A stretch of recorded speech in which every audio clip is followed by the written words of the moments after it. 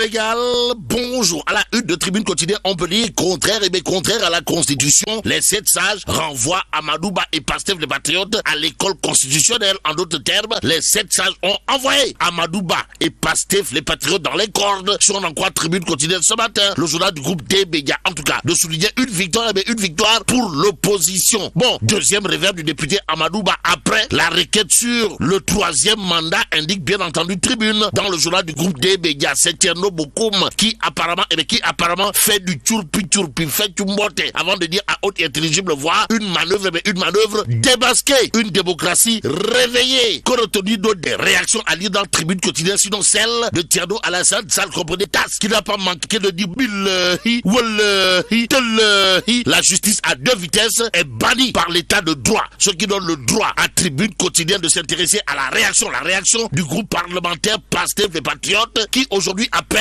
la justice à en tirer toutes les conséquences en toute indépendance. Et c'est probablement en toute indépendance que l'opposition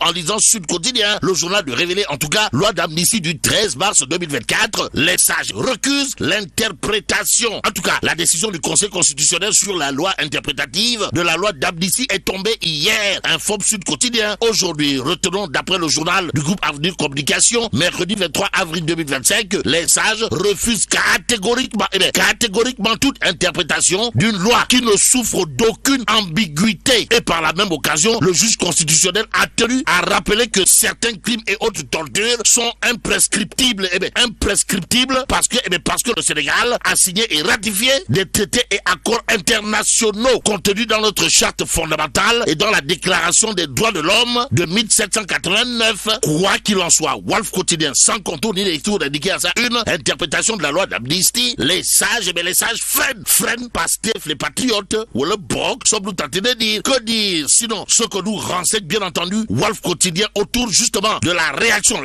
de Pros, la porte du Bourroc, Ousmane Sonko en l'occurrence, à savoir véritable revers contre une certaine opposition haineuse. Bon, à Djouma Touré, docteur en droit privé et sciences criminelles de son état, de confier bien entendu dans Wolf Quotidien, la loi d'amnistie de 2024 devient pleinement applicable. Application pure et simple certes, mais Jean-Charles Biagui, enseignant-chercheur de son état à l'UCAD, toujours dans Wolf Quotidien, de soutenir cette décision donne du crédit aux partisans de l'abrogation pure et simple. Ce qui est simple comme bonjour est à lire à la une du quotidien, le quotidien. Le journal du groupe Avenir Communication le révélé, rejet de la loi Amadou Ba. Décision sans interprétation. Bon, les 7 sages jugent inconstitutionnel l'article 1 de la loi et c'est au nom de la loi relative à la liberté d'expression que Ousmane Sonko, d'après toujours le quotidien dira cette décision est un revers pour une certaine opposition haineuse. Laquelle opposition haineuse parle Ousmane Sonko?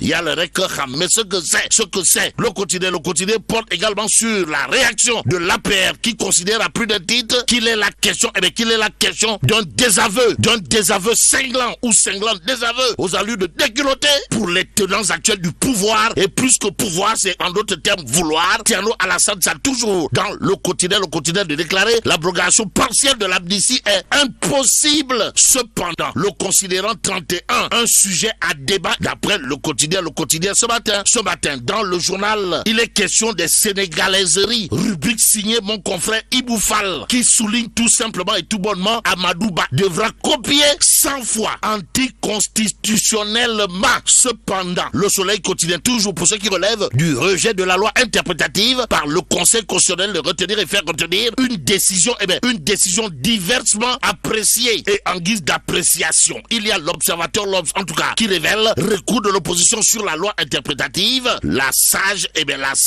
décision. Bon, l'article 1er de la loi numéro 08/2025 adopté par l'Assemblée nationale en séance du 2 avril 2025 est contraire à la Constitution, informe l'observateur L'Obs. Le journal du groupe Futur Média d'ajouter, le législateur ne saurait par une loi dite interprétative faire obstacle à la répression de crimes imprescriptibles. Oui, aussi la règle du jeu, première personne du jeu politique, évoqué également dans l'observateur L'Obs. Dans le journal, il est question des propos de proches, l'apôtre du Bourroc, Ousmane Sonko en l'occurrence, à savoir si les résidus d'opposition sénégalaise ne s'étaient n'était pas, alors là, pas du tout précipité dans une tentative désespérée de récupération politicienne. Eh bien, point de suspension. Bon, Ibrahima Hamidou Dème, ancien magistrat de son état, toujours dans l'Observateur, l'Obs de considérer à plus d'un titre la décision à censurer l'article 1er et sens de cette loi scélérate, dite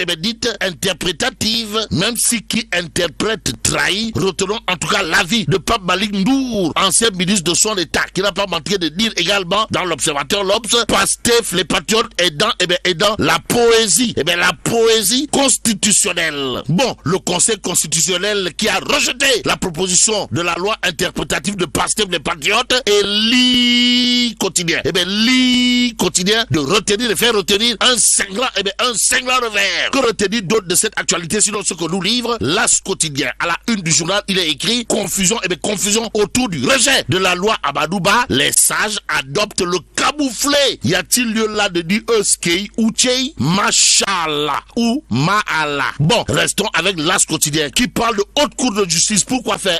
Pour afficher un lot de 5 ministres prêts. Détoile. Waouh. Bon, l'Assemblée nationale enclenche la levée d'immunité parlementaire des députés Ndeye Saly Diop Dieng et Moustapha Diop, Setou Sakhewar Fatma. Bon, les autres anciens ministres Ismaïla Madior Fall, Sophie Gladima et Mansour Faye, prêts pour la mise en accusation. Note toujours l'As quotidien ce matin.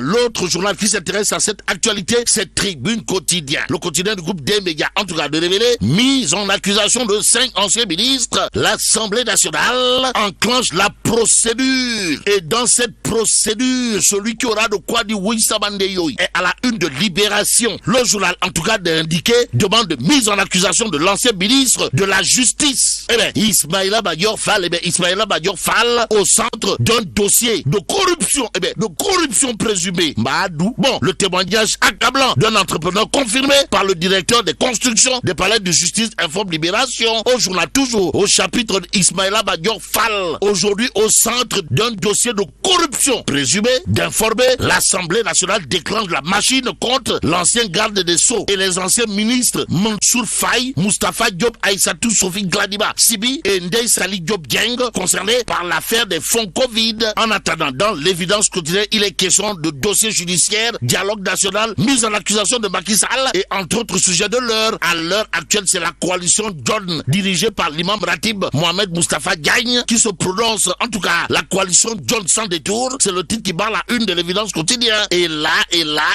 le journal de nous renseigner que l'imam Ratib Mohamed Moustapha Diagne et compagnie de la coalition John salue les avancées en matière de transparence tout en plaidant pour un climat social apaisé. Informe l'évidence. De toute évidence, le khutba de l'imam Ratib Mohamed Moustapha Diagne autour des dossiers judiciaires du dialogue national et de la mise en accusation de Macky semble s'inscrire dans une dynamique de développement. Cependant, Enquête quotidienne parle de fonds détournés de la Covid. Et là, c'est la chute des barons du riz. Nettoie. Waouh. Bon, Enquête quotidienne de nous apprendre Moustapha Ndiaye, Hachem Rayam, Mohamed Dieng et autres dans le viseur. Bon, le juge veut recouvrer 2,7 milliards de francs CFA. D'après bien entendu Enquête, le journal de nous apprendre que Ndeketeyo, le boss de Planète Kebab se taille la part du lion. Et pendant ce temps, Tribune quotidienne de relever aussi sac de riz du Covid-19, l'importateur Moustapha Ndiaye, libéré sous caution de près de 700 millions de francs CFA. Voilà, sommes-nous tentés de dire. Que dire d'autre de l'actualité, sinon de terminer avec les échos. À la une du journal, on peut lire construction et activité du bâtiment. Les chiffres d'affaires, frôlent la catastrophe. Et là, mais là, t'es donc, Bon, que Dieu préserve le Sénégal.